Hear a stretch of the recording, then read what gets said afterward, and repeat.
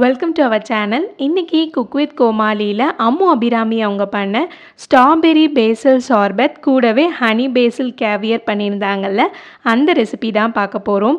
தர்ஷன் அவங்க பண்ண கேவர் already upload பண்ணிட்டேன், செக் பண்ணி பாருங்கள்.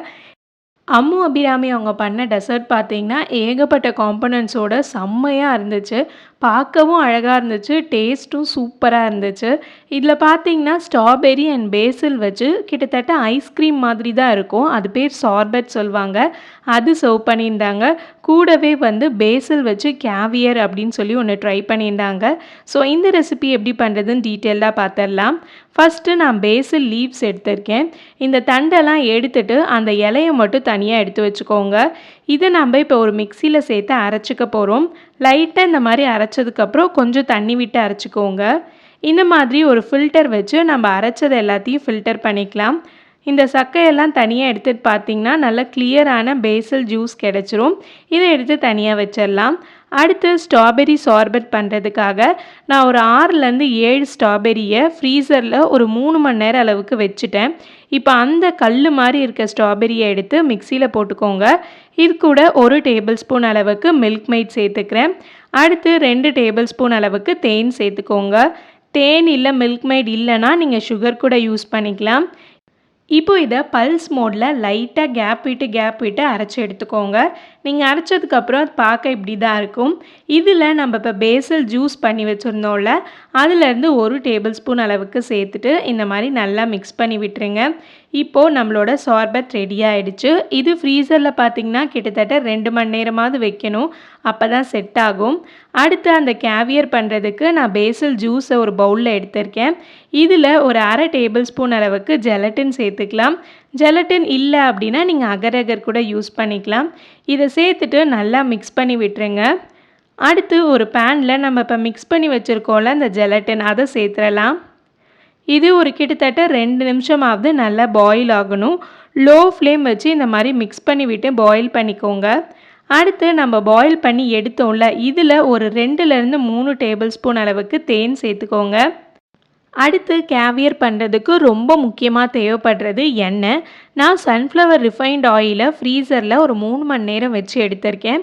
இப்போது நல்லா சில்லுன்னு இருக்க எண்ணெயில் கொஞ்சம் வார்மாக இருக்க அந்த ஜெலட்டின் சூடு பண்ணி எடுத்தோம்ல பேசில் அண்ட் ஜெலட்டின், அதை இந்த மாதிரி ஒரு பாட்டிலில் போட்டிருக்கேன். மேலே ஒரு சின்ன ஹோல் போட்டுட்டு அது வழியாக ட்ராப் பை ட்ராப்பாக ஆட் பண்ணிக்கோங்க. நீங்கள் ஒரு ட்ராப் ஊற்றும் போது பார்த்தீங்கன்னா அது மெதுவாக அந்த ஆயில்குள்ளார போய் அடியில் செட்டில் ஆகும். அடியில் பார்த்திங்கன்னா நல்லா ரவுண்டாக சூப்பராக இருக்கும். இந்த கேவியர் பார்த்திங்கன்னா ஒரு ரேர் வெரைட்டியான மீன்லேருந்து வர முட்டை தான். அந்த மீனை 20 வருஷம் அளவுக்கு வளர்த்துட்டு அதுக்கப்புறம் தான் அது முட்டையிடுமா.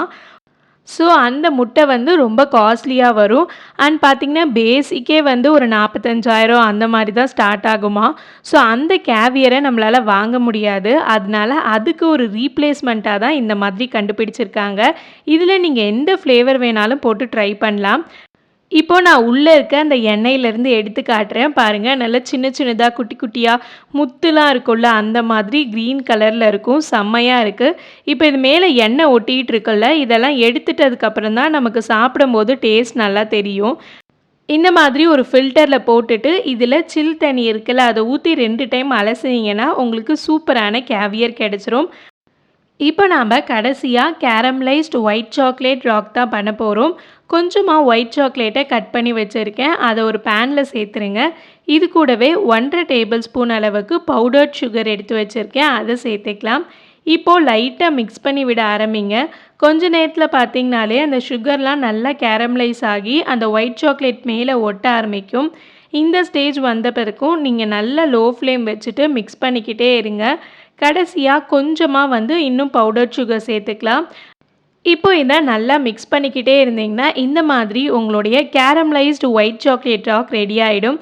பார்க்கவே சூப்பராக இருக்குல்ல. இப்போ பிளேட்டிங் பண்ணிடலாம்.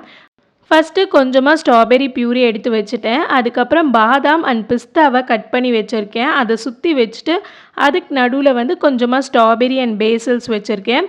அப்புறம் நம்ம பண்ண அந்த கேரமலைஸ்டு ஒயிட் சாக்லேட் ராக் இருக்குல்ல, அதை சும்மா ரேண்டமாக உங்களுக்கு எங்கே பிடிக்குமோ ப்ளேஸ் பண்ணிக்கோங்க. அடுத்து நம்ம பண்ண அந்த கேவியரையும் ப்ளேஸ் பண்ணிடலாம். லாஸ்ட்டாக அந்த சோர்பத்தை வச்சுட்டு சாப்பிட்டிங்கன்னா செம்ம டேஸ்ட்டாக இருக்கும். பார்க்கவும் அழகாக இருக்குது, சாப்பிடவும் சூப்பராக இருந்துச்சு. ஸோ கண்டிப்பாக ஒரு டிஃப்ரெண்ட்டான ரெஸ்டாரண்ட் ஸ்டைலில் டெசர்ட்லாம் ட்ரை பண்ணணுன்னு ஆசையாக இருந்துச்சுன்னா இந்த ரெசிபியை வீட்டில் ட்ரை பண்ணி பாருங்கள். நெக்ஸ்ட் ஒரு சூப்பரான வீடியோவில் உங்களை நான் மீட் பண்ணுறேன். அது வரைக்கும் பாய் பாய்.